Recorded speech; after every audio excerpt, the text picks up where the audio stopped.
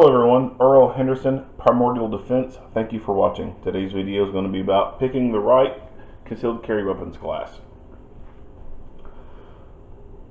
I'm going to be talking to you about what the concealed carry classes are, how they came about, and how to find the right instructor.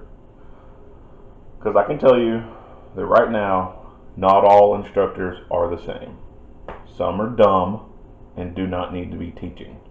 So I'm hoping this video will help you get in touch with an instructor who isn't dumb.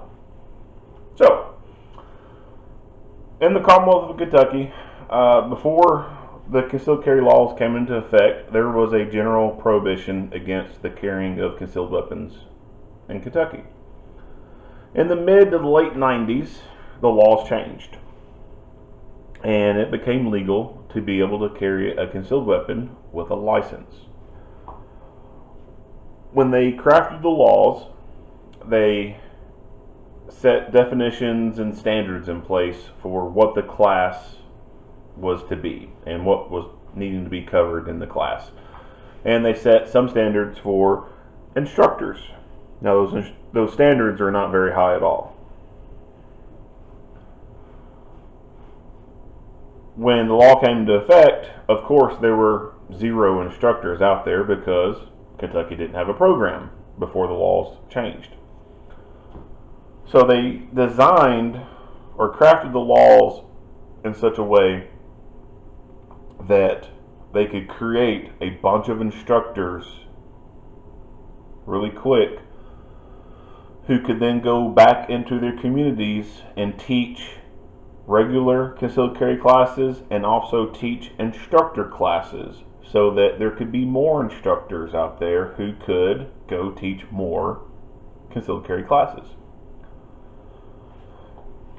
That was good, in my opinion, for the beginning phase of this. However, there was no sunset provision in place that would put an end to it becoming so easy to become an instructor.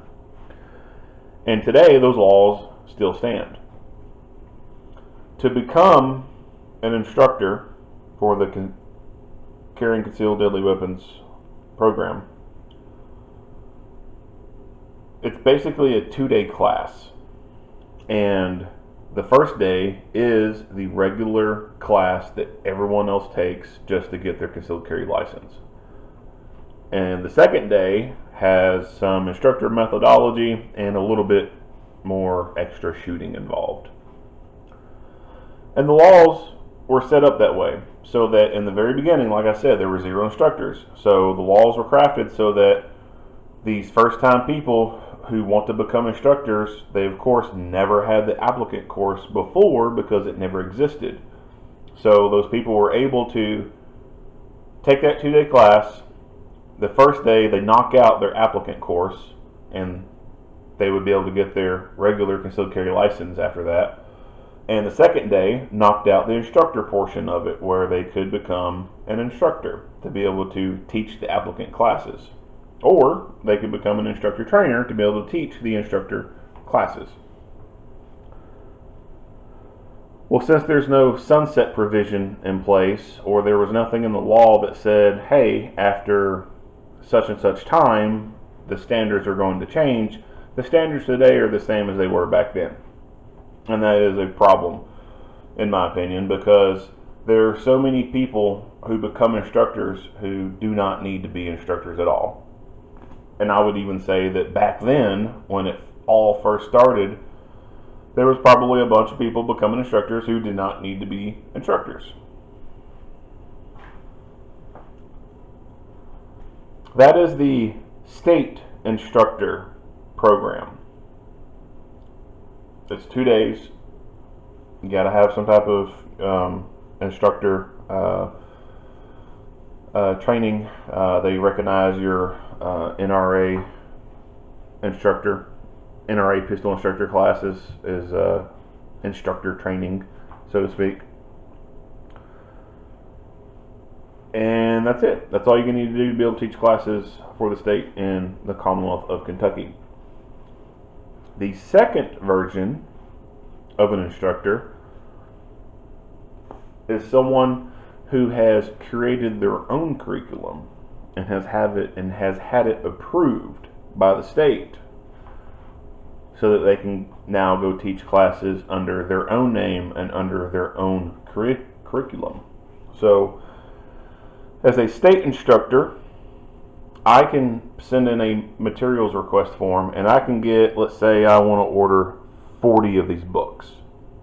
They'll send it to me for free.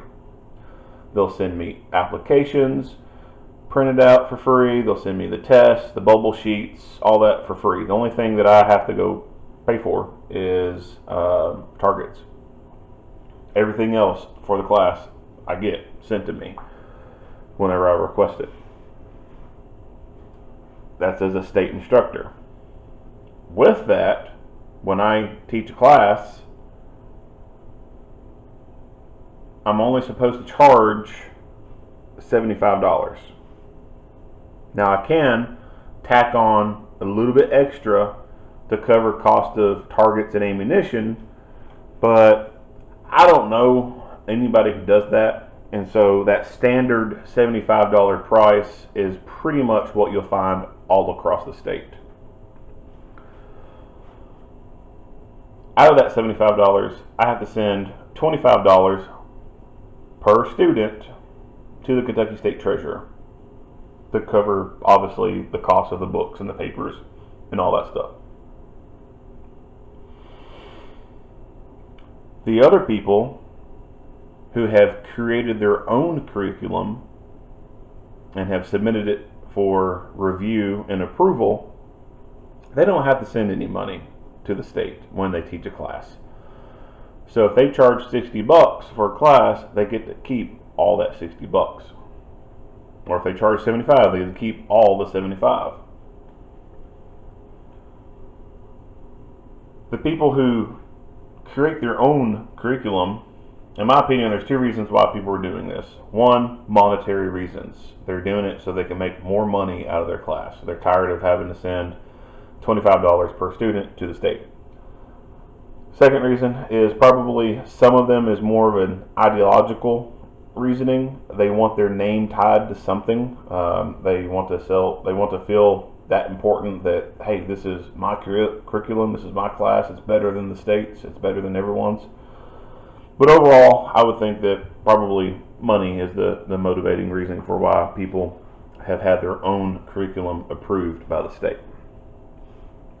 And in order for that person to have their curriculum approved and be able to start teaching, they also have to have some type of instructor certification. And usually that's in the form of an NRA pistol instructor class.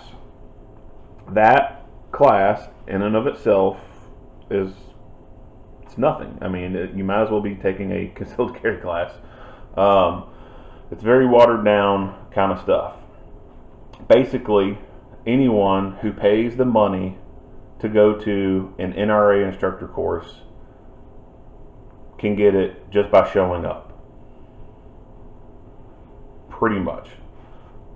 The pretty much only way you're going to fail that class is if you somehow kill the instructor or you just don't show up. The NRA instructor class is nothing.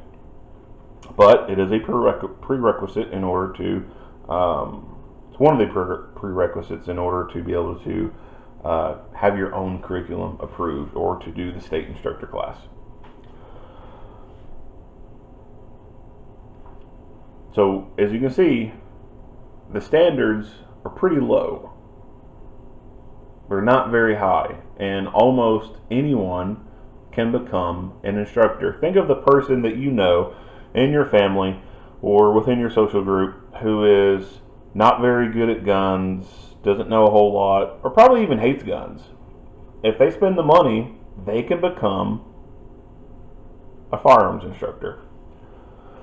It's pretty wild to think, but it's true. As long as you can spend that money and forfeit a little bit of time out of your life, you can become a firearms instructor. Now, with that being said, here's how you go about finding the right instructor. So if you are looking to take a concealed carry class what a lot of people do is they'll start by word of mouth, and we'll start with that one, word of mouth. So you know someone who has taken a concealed carry class from someone, and you're wanting to take a class, but you've never taken one, you don't know much about guns, but here's this person that you know who has taken a class from someone, and they say, hey, this class I took from this person, they're really great. They're really good. It's a really good class. And because you know that person and you trust their word, you take their word and you go to that class. What's the problem with that? Your friend who has little to no experience just like you is telling you that this one firearms class that they've ever been to in their life, they have nothing else to judge it by, no other courses under their belt in which to be able to score and rate and compare. They're telling you that this instructor is really good. This class was really good.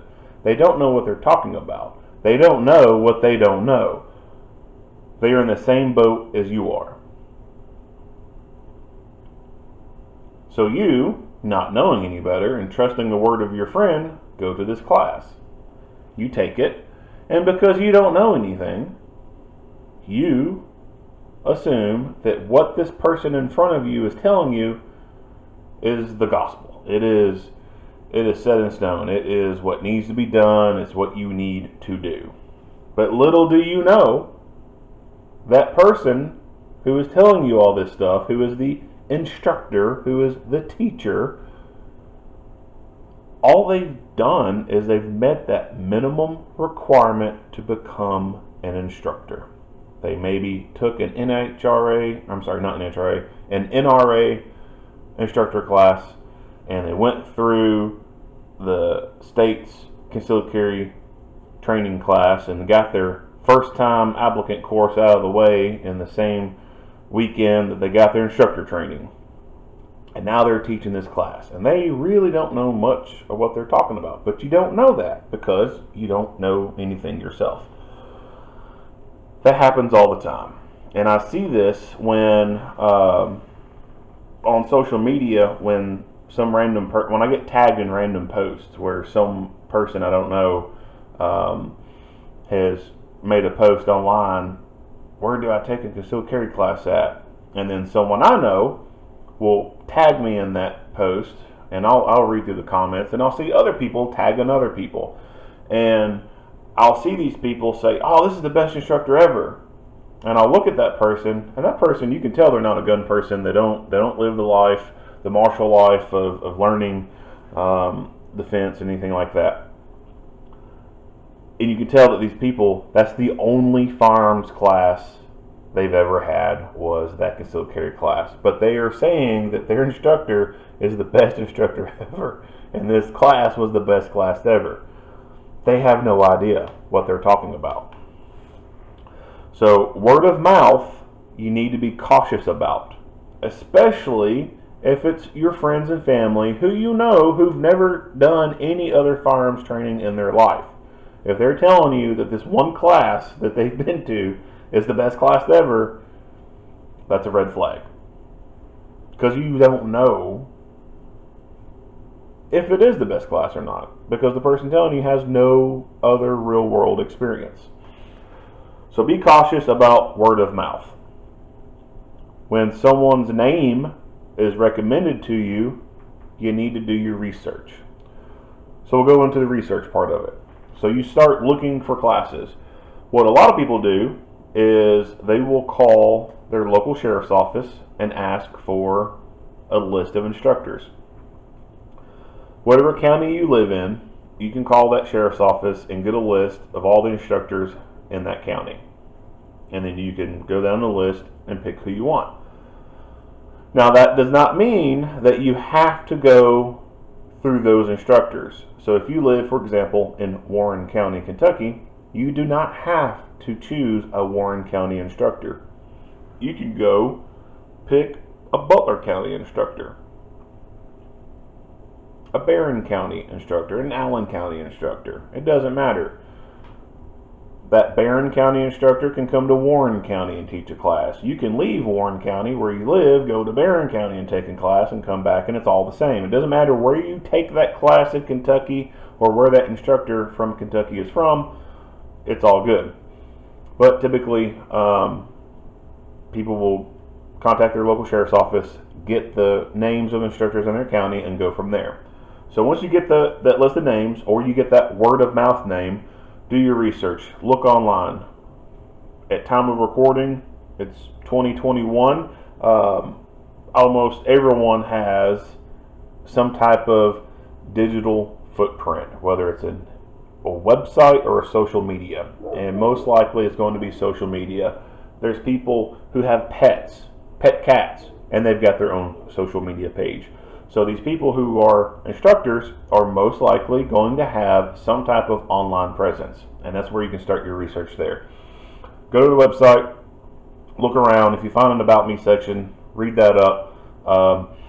If you go to social media, look through some of their content, kind of get an idea of whether or not you think this person is going to be good or bad.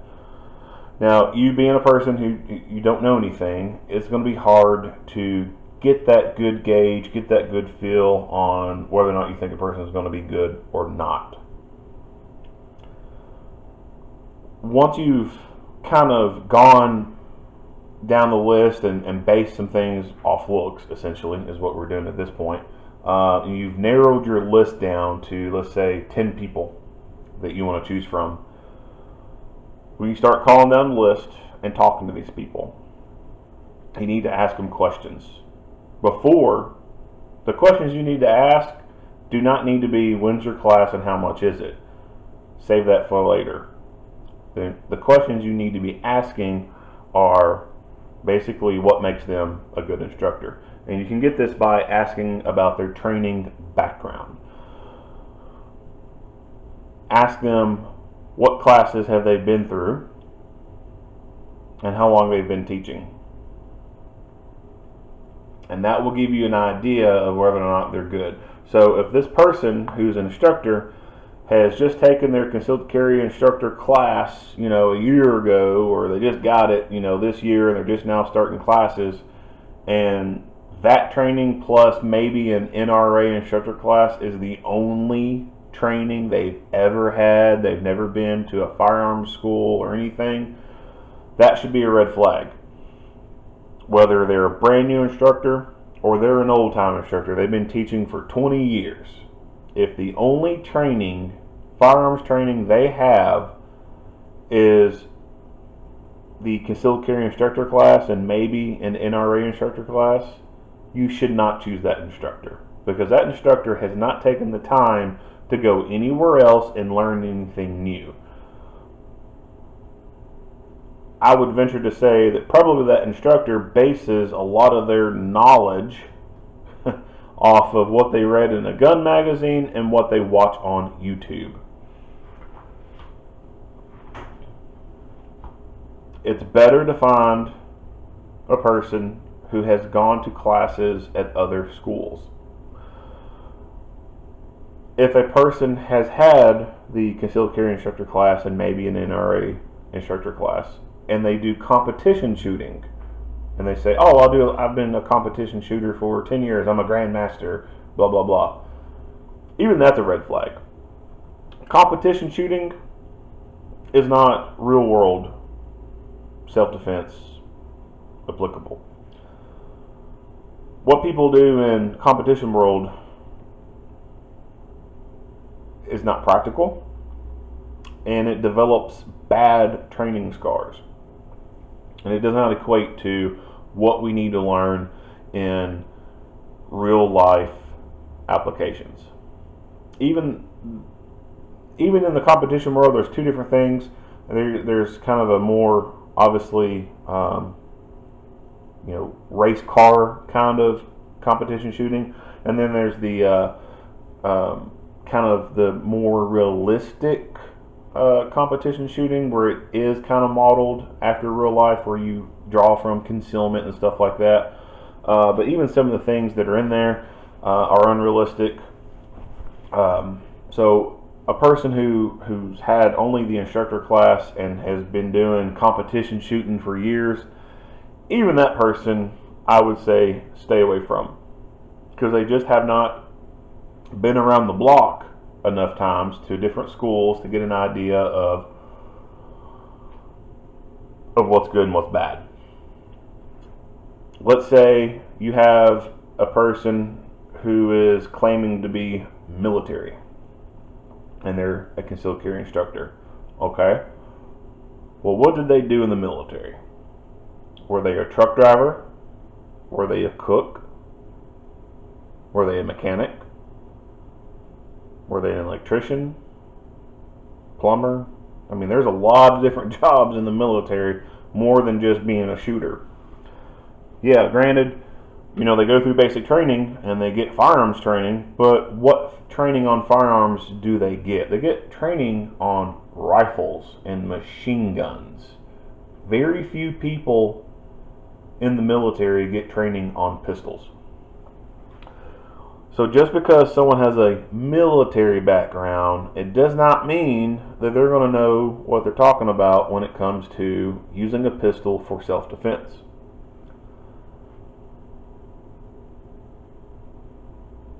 The people in the military world that you would want to take maybe some advice from would obviously be your special operations type who've been through lots of training and carried a pistol for their job, and maybe some of the people who have been in the military police. Other than that, you should take a little caution for just anyone repping a military background. For someone who was a tanker and all they learned to do was drive a tank or shoot a tank or command a tank, yeah, they might have been able to carry a pistol in that tank.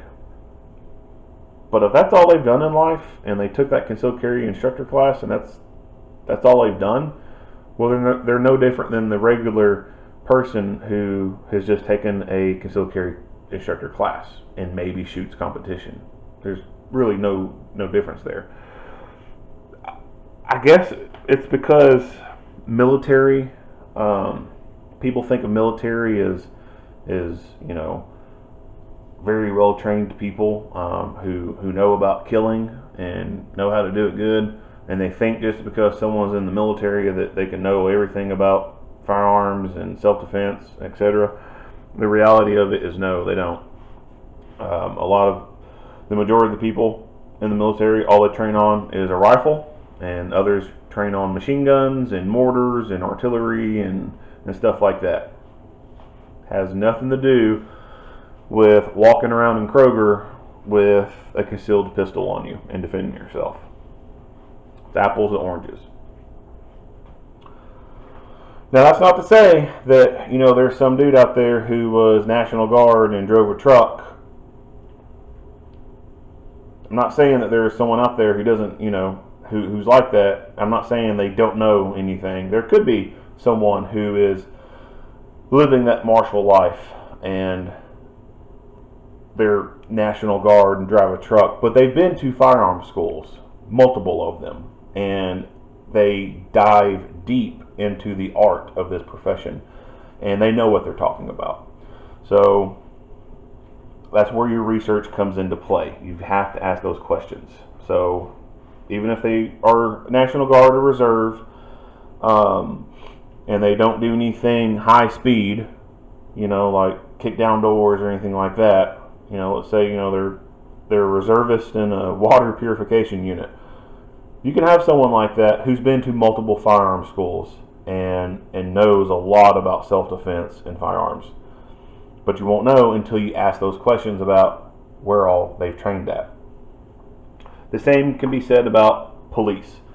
And this is another one where I guess people see police as being the all-knowing about pistols and self-defense. They think just because someone has police officer in their title or they come from the police background, they know what they're talking about. The fact of the matter is, a lot of them do not know what they're talking about. Same thing. Ask them, what is their training like? If all they've ever had was their firearms training at the academy, and then they took their concealed carry instructor class, if that's all they've got, in my opinion, that's not enough. When it comes to police, there's different types of police. You have full-time police officers, deputy sheriffs, and state police. So those people go through a police academy. And their police academy has a block of firearms training that they go through. And then after that, depending on which agency they are working for, whether it's a big city, small county, they will at least have to qualify with their pistol once a year. Other agencies may do it twice a year. Some go above and beyond and do like 3 or 4 times a year. But the bare minimum is qualify once a year. Now, qualify is way different than your initial training. So you could have someone who's been a police officer for 15 years.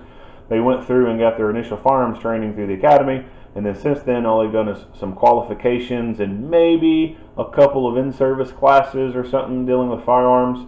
But really the bulk of their good firearms training came 15 years ago at the academy, and that's all they've done was that. Sure, 15-year veteran, they may know some stuff, but they haven't been around the block to get a better idea about what works, what doesn't work, to sharpen their skill set, to sharpen that blade. Also in the police world, at least in Kentucky, you have constables and deputy jailers. And you may have a constable who is teaching concealed carry classes. Well, constables in Kentucky, they don't go to the police academy. Theoretically, they can go through it.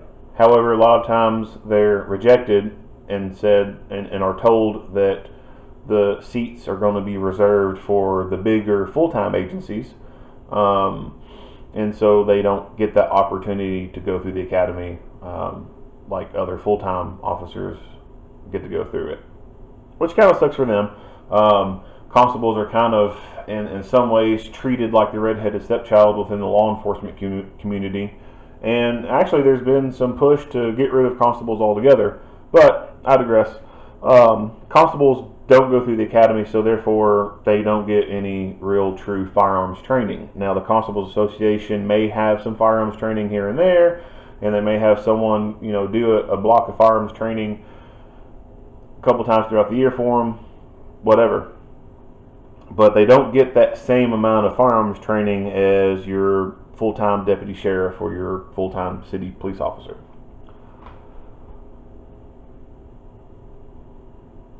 But that's not to say that a constable can't have a good training background. I know one that has a pretty good training background, but that's the only one that I know of for sure. The others, they don't have that pedigree. They don't have multiple classes from different schools under their belt. Basically, all they have is that concealed carry instructor class and maybe an NRA instructor pistol course or something like that. And maybe a one-time, 1-day, 2-day firearms training block that was put on by the Constable Association. Maybe. The deputy jailers, same thing. They don't have to go through a police academy or anything like that. If they're going to be carrying a firearm, it's probably because they're going to be working the inmates cleaning the road, or they're going to be doing hospital transports. And their firearms training class that they go through, it's not much to it. It's pretty much a 1-day class. It's very basic, and there's just really not a whole lot to it. And the same thing, who the only training they've been through is their firearms training at the jail, and then they went and got their concealed carry instructor class, and that's it.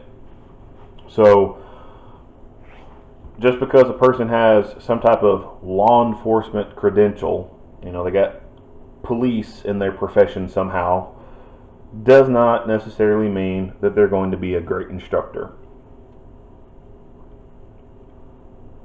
Not all cops are gun people.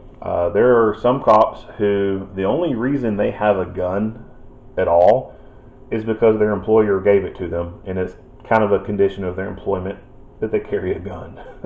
If it weren't for that, they wouldn't have a gun. They don't care about guns. In fact, there's quite a few cops who barely pass the qualification with firearms. Let that one sink in. So ask questions when you go down your list talking to the instructors. Ask them what their training background is. Don't take word of mouth from friends and family and go with it. Ask questions. Don't take someone repping, oh, I'm a military veteran, oh, I'm a police officer. Don't take that and go with it. Ask questions. Ask them what their training background is like. Now, with that being said, what is the concealed carry class?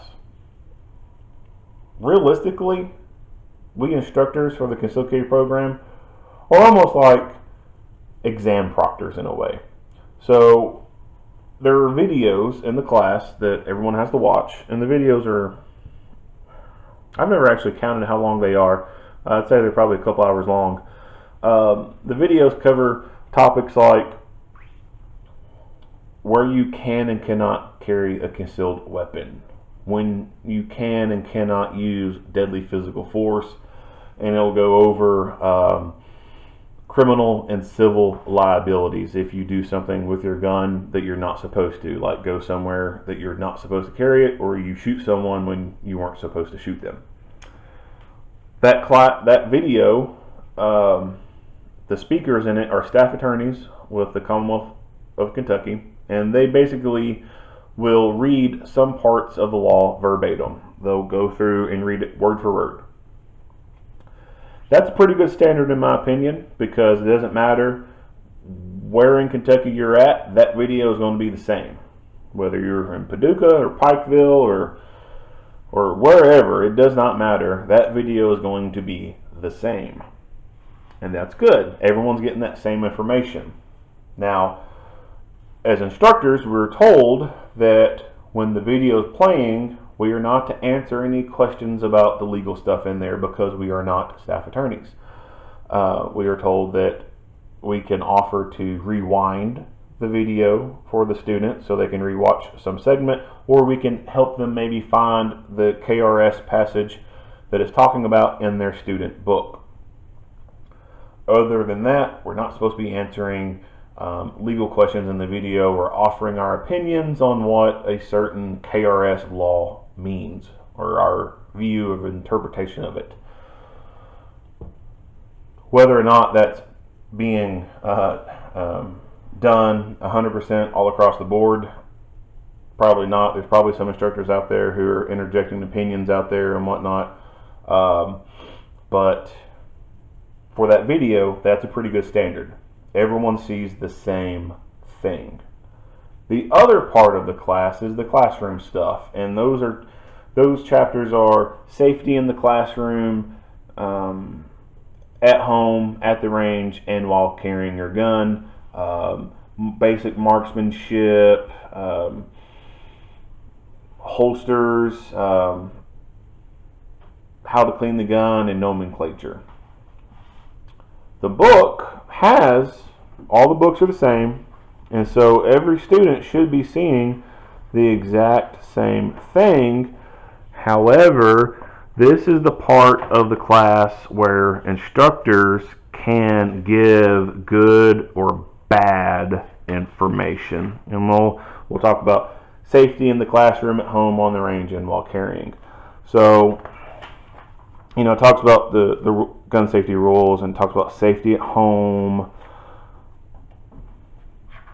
Talks about safety at the gun range and while you're carrying your gun, and then it goes into holsters and stuff like that. So, and it goes into a 3-step draw process and drawing from the ankle holster.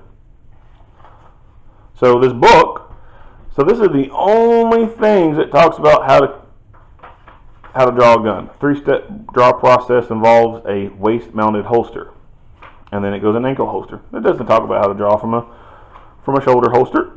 It doesn't show how to draw from a fanny pack or a bra holster or anything like that. But it does mention all different types of holsters, but it only shows you in the book how to draw from there.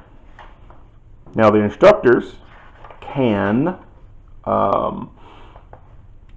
expound upon these things and talk more. And that's where you're going to get into whether an instructor knows what they're talking about or what they're not talking about. Going into marksmanship. So even the book doesn't cover everything. So the only stances it ever talks about is the weaver and the isosceles stance. Okay. Well, it doesn't ever talk about firing from a prone position, from a kneeling position, from a supine position, a fetal position. It doesn't talk about any of those firing positions. And you may have some instructors out there who gravitate a lot towards stance. And they may say, well, the weaver is the only way to go. If you're not doing the weaver, you're wrong. Whatever. They're talking more from a flat range golf course condition type of mindset, where they're at the shooting range shooting at paper targets that don't shoot back, and they're very concentrated on stance. They'll harp on stance when they should be talking about look for cover, move for cover, stuff like that. This going into sights, sight alignment, stuff like that. You may have instructors who will say goofy stuff like, well, if you are a right-handed person but you're left eye dominant, well, you just need to start carrying your gun on your left side because you're left eye dominant. There's people who will say stuff like that. There's people who will say things to women like, "Oh, well, honey, you don't need an auto-loading pistol. You need a revolver." Okay, you sexist asshole. You just told this woman that she's basically stupid and weak, and the only thing she can operate is a little revolver. There's instructors who will say that kind of stuff. So there is a portion of the class where the instructors can teach, so to speak. But realistically, the bulk of this class, we're basically, exam proctors, pretty much. Even what we teach out of this, it's very minuscule, and it's just basically lecturing. We're not actually teaching any tactics or skills or anything like that. But the information that you can get from holsters and stuff like that, and even when you get onto the range part itself, before you start the qualification process, the instructor, should go over the stuff they did in the classroom stuff and do it, on the range to solidify, the teaching points and what they're talking about. But even then, it's still, in a sense, a proctored exam, because this book, the test that you take at the end, it's an open book test. And you can get down to like 70-something% on the test. You can miss quite a few questions on there and still pass it. But at the end of the day, it's an open book test. It's very easy to pass this class. So even with your dumbest instructor, your most jacked up, soup sandwich kind of instructor who doesn't really know what they're talking about, the class from the student standpoint is still passable because it is an open book test. The shooting portion itself is pretty easy too. In fact, during the research classes for instructor, there's stories that were told about some woman in the eastern part of Kentucky who was considered to be legally blind and was still able to pass the shooting portion of the class. Come to find out, the instructor was assisting her during the shooting process and was kind of guiding her towards the target. But still, nonetheless, it's an easy class to pass. So you can still have a dumb instructor and people still pass this class. And then those people go out and say, oh, this is a great class. That instructor was really, really good. And people have no idea that instructor is not good. So if you were looking at taking a concealed carry class, do your research. Call that person who's teaching the class and ask them what their training background is like. Once you've figured out who you want to go through, go take the class. And after you take that class, take more classes. Not just concealed carry classes. Take more firearms training classes. Go through some school. It does not matter to me who you go through. But go take a firearms class. Some type of pistol class. Like a fighting pistol class. A combat pistol class. Whatever, defensive pistol 1. Whatever name that instructor has given their basic pistol class. Find somewhere and go take that damn thing.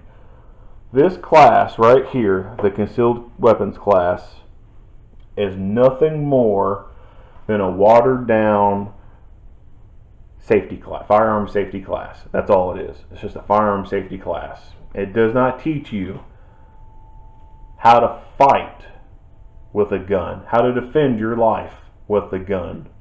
The shooting portion is not teaching. It's just qualification. It's just having a student stand there, fire 20 times, and be sure that they can hit anywhere in the silhouette 11 times. That's it. That's all that class portion is designed for. It's not designed to teach you to be a better shooter or whatever. It's just to see that you can actually hit a target. That's it. So once you take your concealed carry class, go take some more classes. Become harder to kill. Be prepared. Failing to prepare is preparing to fail. If you have any questions or comments, leave them down in the comments section. Head on over to the Facebook page and do the same over there. Earl Henderson, Primordial Defense. Thank you for watching.